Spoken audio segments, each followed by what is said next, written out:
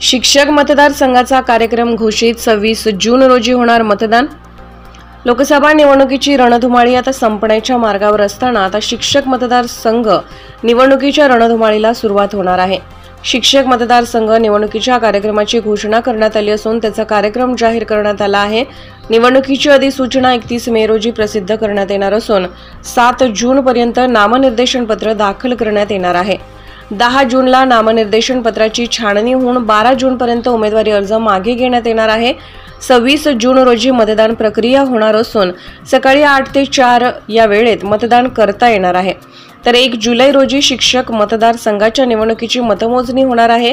नाशिक विभागीय आयुक्त यांची मुख्य निवडणूक निर्णय अधिकारी म्हणून नेमणूक करण्यात आली आहे, तर जिल्हा अधिकारी सहाय्यक निवडणूक निर्णय अधिकारी म्हणून काम पाहतील।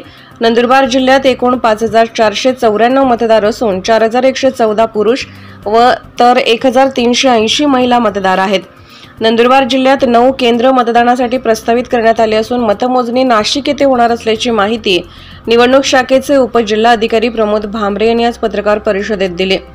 निवडणूक कार्यक्रम घोषित झाल्यामुळे सर्व राजकीय पक्ष व शिक्षक संघटना कामाला लागले आहेत।